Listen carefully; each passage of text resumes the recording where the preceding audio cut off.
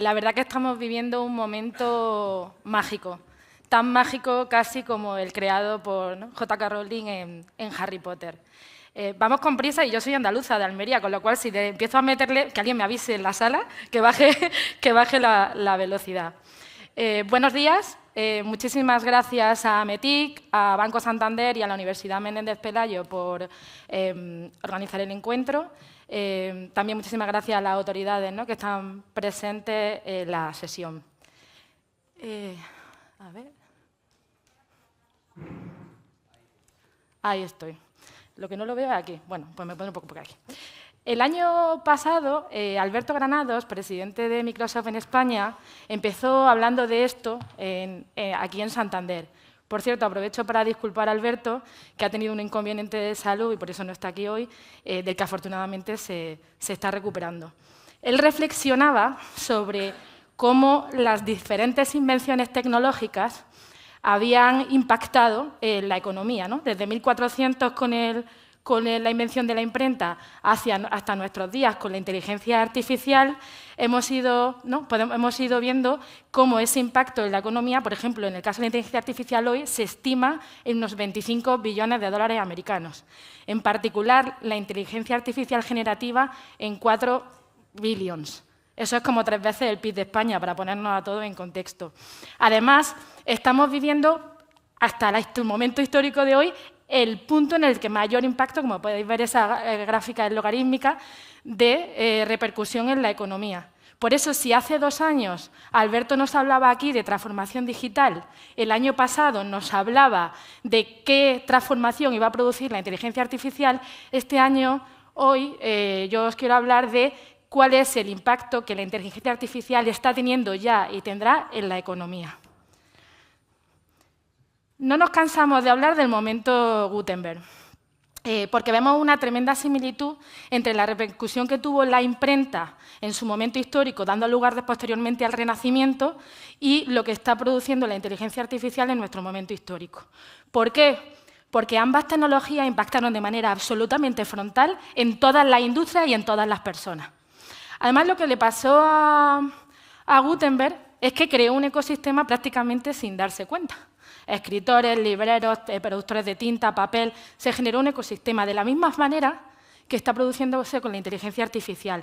Los procesadores, ¿no?, los proveedores de infraestructura, los creadores de modelos, los proveedores de servicios de aplicaciones. Por lo que nos tenemos que plantear todos es qué papel queremos jugar nosotros, nuestras organizaciones, en esta cadena de valor. Y estoy convencida de que estas jornadas nos van a permitir salir con alguna idea nueva al respecto. Nosotros hemos propuesto este paradigma. Le hemos llamado Copilot Stack, y no es un producto, es un paradigma. Y además es un paradigma open source, porque en el centro está la orquestación y las herramientas de inteligencia artificial, y en ese corazón está Semantic Kernel, que es open source. Lo que queremos es facilitar que todos podamos ejecutar inteligencia artificial, ya sea creando nuestros propios copilotos, porque nosotros entendemos la inteligencia artificial como un asistente, o bien utilizando nuestros copilotos de Microsoft o los proporcionados por otros. Y os voy a pedir que os quedéis con esta figura, porque la voy a usar de mapa en el resto de la sesión para guiarnos. Empiezo por la infraestructura. Para nosotros, lo principal dentro de la infraestructura es que funcione, que tengamos los niveles de servicio y resiliencia necesarios, ¿no?, que nos demanda el mercado. Pero además que nos entendáis como la nube de cercanía. Tenemos más de 60 regiones cloud. Eso es el doble que nuestro siguiente estimado competidor. 300 data centers, más de 281.000 kilómetros de fibra. Si cogiéramos desde el Ecuador la Tierra, serían 7 vueltas a la Tierra. Y 190 puntos de presencia, 2 de ellos en Madrid, para asegurar redundancia. Dentro de infraestructura, también estamos innovando. Por ejemplo, anunciamos en noviembre el primer supercomputador de la nube de Azure. Con él entrenamos el Large Language Model Llama 3. Si lo hubiéramos entrenado con una GPU, hubiéramos tardado 700 años. Con este supercomputador tardamos 27 días. Pero claro, de noviembre que lanzamos este supercomputador hasta hoy, hemos multiplicado por 30 esa infraestructura, 30 supercomputadores. Y esto a mí me trae siempre una reflexión, que es nuestra como organización y para todas las organizaciones que estamos en el ecosistema, que es cuánto tenemos que invertir en tecnología. Os doy un dato. Nosotros en el último resultado hemos publicado que hemos duplicado el CAPEX con respecto al año anterior. Un dato que yo siempre recuerdo es que más o menos las economías dedican el 5% de su PIB a tecnología. ¿Qué pasa con el resto del 95%? ¿Qué pasa si lo pasáramos al 10%? De hecho, os recuerdo que en la Revolución Industrial el Reino Unido pasó de invertir el 5% al 10% de su PIB en la construcción del sistema ferroviario. Como conclusión, tuvieron el sistema ferroviario más potente del mundo y además fue un catalizador para el desarrollo de la industria del acero y del carbono. Paréntesis y reflexión para todos sobre la inversión en tecnología. Otro aspecto tremendamente importante para nosotros es disponer de diversidad de silicio. Lo mencionaba Ángel de Cuiving hace un momento. Queremos proporcionar todo el abanico de innovación a nuestros clientes, ya sea teniendo acuerdos con terceros, como puede ser NVIDIA, Intel, AMD, y a la vez diseñando nuestros propios procesadores. Aquí os enseño Azure Cobalt. Lo anunciamos en noviembre. En una arquitectura ARM de 64 bits es el más rápido de su clase. Y porque tengáis un dato curioso, pues prácticamente todo el Teams, ¿no? la solución de productividad, está computada sobre Azure Cobalt. Otro procesador que hemos lanzado es Azure Maya. Para nosotros es el acelerador de la inteligencia artificial. Sin ser una GPU, está dando en los benchmarks de comparación con otros procesadores niveles muy altos de capacidad y, sobre todo, muy efectivos en coste. En tecnología de 5 nanómetros es el más denso del mercado, con 105.000 millones de transistores. Otro dato curioso es que si estáis usando Copilot, está computado en Maya. Pero lo que más nos gusta de Maya no es eso, es su rack. El rack está refrigerado con un sistema circular de agua para contener el consumo. Porque si estamos hablando de que para poder responder a todas las demandas, ¿no?, de computación de inteligencia artificial necesitamos infraestructura y necesitamos refrigerarla, tenemos que tener en cuenta factores como el consumo de agua o el gasto energético, que también lo mencionaba, creo que era Román en la mesa anterior, para poder ser sostenible. Lo último que os cuento de infraestructura. Recordaros que en mayo anunciamos, el mayo pasado anunciamos nuestra región en España, con 3 zonas de disponibilidad, múltiples data centers por zona, con una latencia inferior a 2 milisegundos de ida y vuelta, y además tuvimos la suerte de ser categorizados dentro de Microsoft como región prioritaria. Eso significa que maximizamos la disponibilidad de servicios de Microsoft en la nube en nuestra región de España, que eso es bueno para nosotros y para todo el ecosistema, ¿no?, y toda la economía española. Subo en el mapa que os había pedido que recordarais para hablar de modelos. Y hablo de modelos en plural. Modelos grandes, modelos, ¿no?, Large Language Model, modelos pequeños, SML, modelos open source, modelos. Se nos asocia mucho a OpenAI, magnífico partner, pero Microsoft es la casa de los modelos. Tenemos más de 1.800 modelos disponibles en Azure AI. Dejadme que os llame la atención en la caja de abajo a la derecha. Model as a Service. Existen escenarios donde hay gobiernos o industrias que quieren desarrollar su propio modelo. Y lo que pueden necesitar es que los alberguemos, que les demos las capacidades, ¿no?, o el servicio óptimo de computación en GPU, o que les demos las capacidades necesarias de ciberseguridad, y entonces se vienen a la nube de Azure, como es el caso del gobierno de Japón con NTT, que están creando uno de los primeros Large Language Model en japonés. También quiero pararme en los modelos Small, porque a Microsoft le gustan los modelos Small. De hecho, también anunciamos hace unos meses nuestra familia Phi 3 en 3 categorías. Phi Mini, que son unos 4 billones de parámetros, Phi Small, que llega a los 7 billones de parámetros, y Phi Medium, que llega a los 14 billones de parámetros. Antes os hablaba de Llama 3, Llama 3 son 70 billones de parámetros, para que tengamos una sensibilidad de lo que es grande y pequeño, ¿no?, en cuanto a Large Language Model y Small Models. Subo a los datos. De datos solo quiero hablaros de Fabric. Nosotros llamamos a Fabric el repositorio de la inteligencia artificial. Es un repositorio basado en open source y es un repositorio que es capaz de tratar todo tipo de datos. Además, con su funcionalidad de mirroring, puede tratar esos datos permitiendo que los datos los dejéis donde están. Que queréis dejarlos en on-prem, en on-prem. Que queréis dejarlos en la nube, en otra nube, en otra nube. Pero nosotros con Fabric podemos ser el One Lake que os permita disponibilizar esos datos para construir aplicaciones o aplicándole inteligencia artificial a hablar con los datos. Bueno, mucho mejor que los datos nos hablen a nosotros, ¿no? Que es lo que estamos.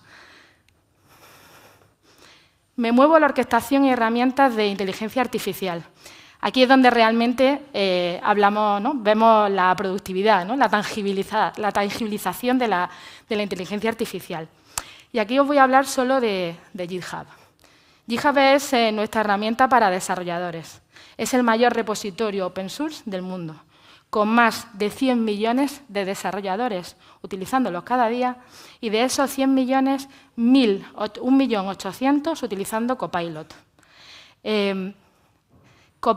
GitHub Copilot lo que les ha permitido es obtener una productividad del 55% en la velocidad de desarrollo. 55%. Hablábamos en la mesa anterior y en la introducción sobre la escasez de talento. Entonces, imaginaos si el reto para la transformación digital, para la AIificación, ¿no? Como queramos llamar el momento en el que estamos viviendo, es el talento. Imaginad poder disponer de herramientas que nos den un 50%, ¿no? de más velocidad. Sigo subiendo y os hablo de los Copilot, que seguramente es lo que, ¿no? la parte más visible de nuestro stack. Ya sean Copilot, como os decía, Copilot fabricado por vosotros, como los amigos de Ferrovial o Siemens, son ejemplos de compañías que han hecho sus propios Copilot, a el uso de nuestros propios Copilot. Nosotros hemos vitaminado todo el portfolio de soluciones con Copilot, con lo cual tenemos Copilot para M365, Copilot para For Sales en la solución de Dynamics, Copilot para seguridad. Podría estar toda la mañana hablando de nuestros Copilot, que no es el objetivo. Pero sí que es verdad que el año pasado, si lo pensáis, nosotros hablamos mucho de la magia de Copilot, ¿no? Vuelvo a Harry Potter. Pero este año hemos evolucionado el discurso y lo que estamos hablando es de productividad. Hemos sacado el lápiz y con todas las organizaciones estamos trabajando en hacer las cuentas, ¿no? de que tiene sentido invertir en esa tecnología. Estáis viendo en imagen Microsoft Copilot Dashboard, que es una solución que hemos puesto al servicio de los clientes para que podáis tener vuestros propios datos. Cuánto uso hay de la herramienta en la organización, cuánto se está ahorrando en la creación de documentos, cuánto se está ahorrando en la creación de presentaciones, en el resumen de reuniones, que sean vuestros datos y podáis hacer las cuentas con vuestros datos. En cualquier caso, comparto algún dato de terceros. Este primero que veis en pantalla es de Forrester, que en el último informe decía que estimaba que por cada 3,5 por cada euro invertido en Copilot, las organizaciones recuperarían un retorno de 3,5 euros. Otro dato que también me llama la atención es el proyecto ROI, este es de Forrester, que estimaba, haciendo un análisis de numerosas, diferentes compañías, tamaños, etcétera, de una recuperación un retorno del 457%. A mí ese dato siempre me llama la atención. Digo, 457, eso no puede ser verdad. Por eso volvemos a lo de vuestros datos. O sea, hacer las cuentas con vuestros datos, ¿no? Porque las cuentas salen. Y este último es el que más me gusta, que es el retorno de on employee. Lo que hemos analizado es que el tiempo de onboarding de los empleados se ha reducido o se ha acelerado en un 30%. De nuevo, volvemos a hablar de la necesidad de talento, de la escasez o de cómo ponerlo de manera productiva cuanto antes en la organización, y estamos hablando de soluciones que nos pueden ayudar en un 30% a acelerar ese onboarding. Y os cuento un caso que es el nuestro. Nosotros durante el año pasado aplicamos la tecnología de Copilot en el servicio de soporte y atención, nuestro servicio de soporte y atención al cliente. Para que os hagáis idea del tamaño, 1.000 millones de clientes, 92 contact centers, 120 países, 50 idiomas. Lo hemos aplicado en modernizar los canales, en el autoservicio y la calificación de casos, en el enrutamiento y en la automatización. Resultado, un 31% de mejora en resolución de incidentes y un 12% de incremento en el número de casos atendidos. Y un dato que no he puesto ahí, pero lo cuento, es que el ahorro estimado ha sido de 450 millones anuales, con lo cual ha sido un proyecto de implantación rápida que nos ha retornado en hard dollar también de manera muy específica. Y lo que me queda por contaros de Copilot es la personalización de Copilot. Porque hasta ahora seguro que los que habéis oído hablar de Copilot, pues habéis oído hablar de Copilot hablando con tus documentos, hablando con tus conversaciones, ¿no? Hablando en lo que es todo el ecosistema que llamamos Graph, ¿no? Todo el ecosistema de soluciones de productividad de Microsoft.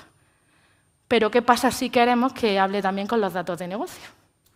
Queremos darle más habilidades. Bueno, pues a eso le hemos llamado extensibilidad.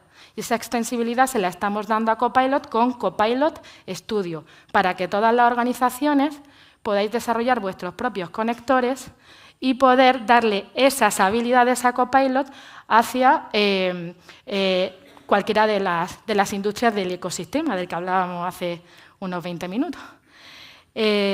Son muchas las compañías que ya están desarrollando conectores para Copilot. Por ejemplo, Amadeus, pues yo mi viaje aquí a Santander lo he hecho a través del conector de Amadeus sin salir de Teams.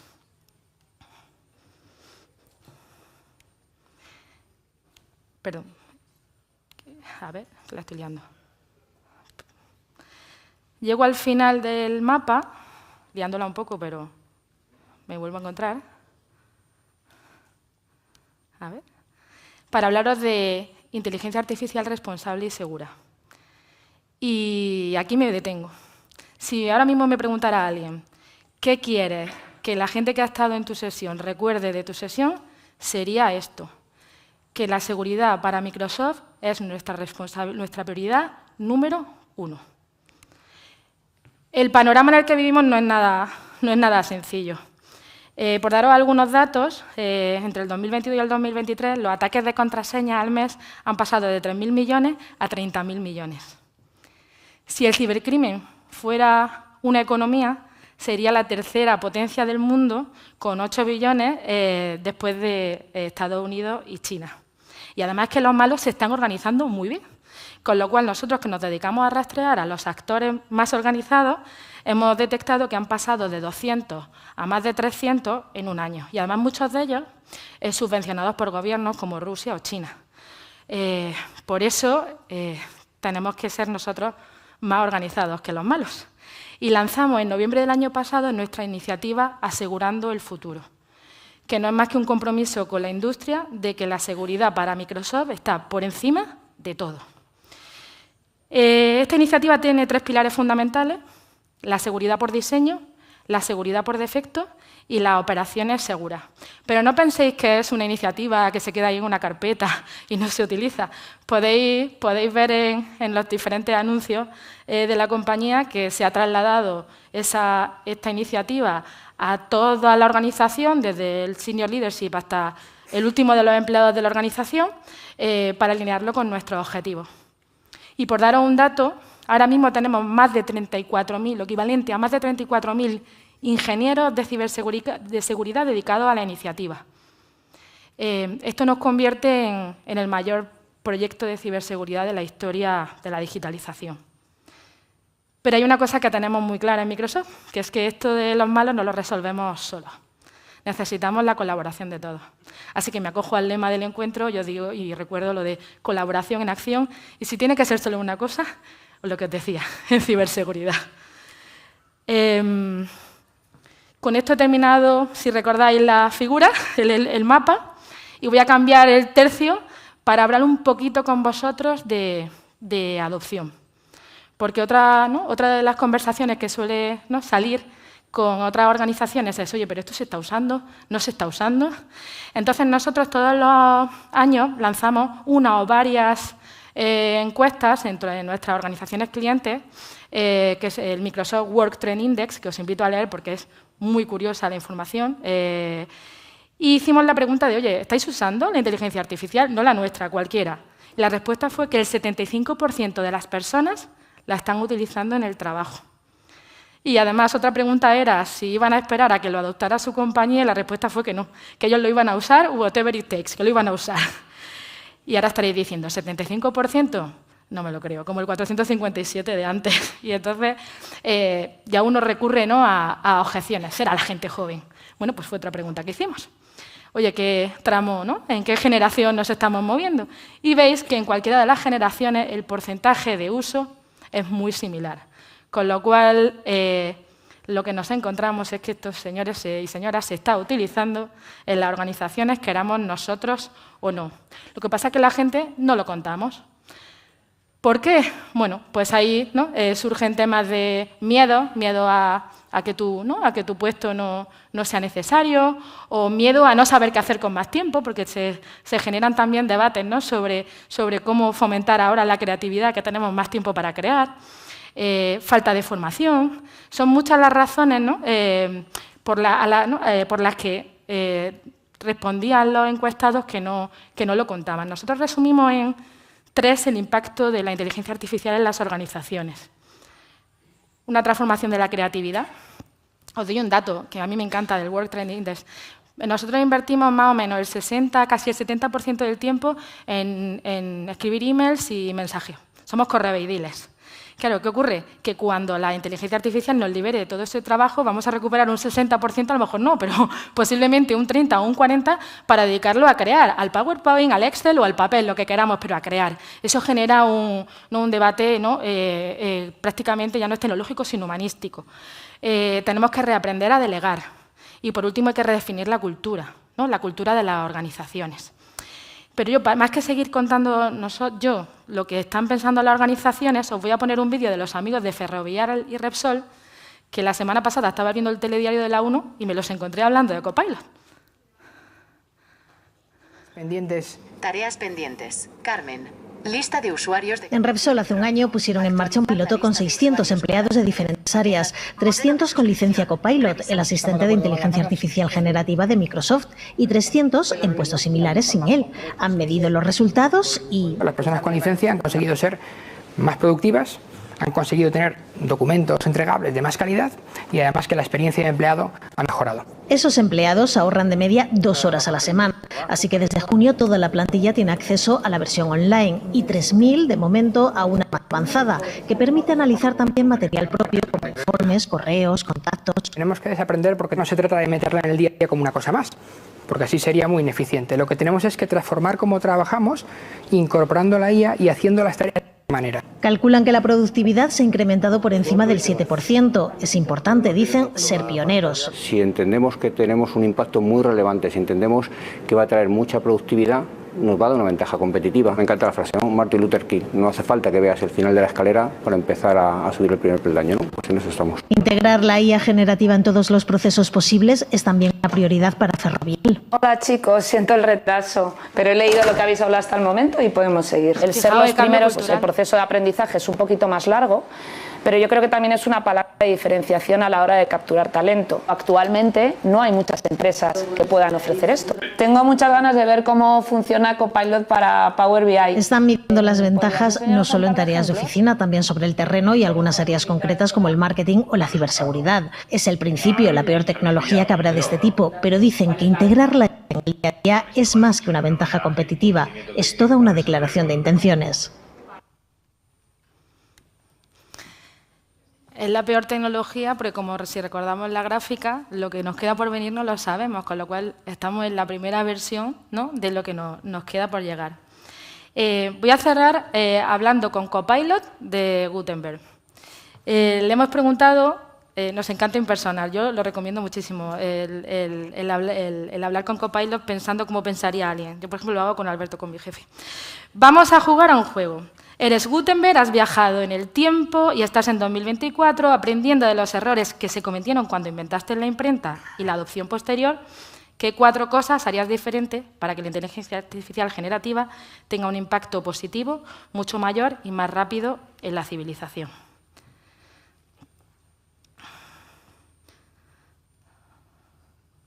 Nos dice que es un juego interesante, nos habla de estándares y ética, que hemos hablado ya de ello durante la mañana, de educación y alfabetización, de acceso universal, que también se hablaba en la mesa anterior y hemos hablado ahora, de aplicaciones beneficiosas. Me encanta porque lo titula Gutenberg 2.0 y además nos recuerda, dice, como un pequeño guiño a la historia, es interesante notar que Gutenberg también enfrentó desafíos y críticas en su época. O sea que dicen que estás innovando cuando nadie te entiende. Resumiendo con Gutenberg 2.0, pues estándares y ética, hemos hablado, os he dicho, si solo tenéis que recordar una cosa, la seguridad es nuestra prioridad número 1. Educación y formación digital, hemos hablado de ello y se hablará en todo el resto de la jornada. Acceso universal, idioma, todas las industrias, también se ha hablado y se hablará. Y un impacto positivo, qué mejor ejemplo que la sesión de hace un momento. Así que no me queda despedirme, nada más que dando las gracias por la atención y compartiendo que yo estoy totalmente segura de que en España estamos listos para el cambio. Muchísimas gracias. Conmigo. Muchas gracias a María Vázquez, que como hemos ganado un 30, un 40, un 60% de tiempo gracias a Copilot para crear o para tomarnos un café, pues nos vamos a ir a tomar un café. Pero antes le mandamos un beso muy fuerte a Ángel, digo, ya estoy yo buena, Alberto Granados, ¿quién nos recuerda su presentación del año pasado, la Rue del Percebe, que era buenísima, sobre todo los más ancianos del lugar, entre los cuales me incluyo. Fue fantástico para su pronta recuperación. Y he traído esto para que sepáis que es un marco de esos de redes sociales para hacernos una foto tonta, porque en este congreso estamos muy serios, pero podemos hacer el tonto. Le mandamos a Alberto todos los besos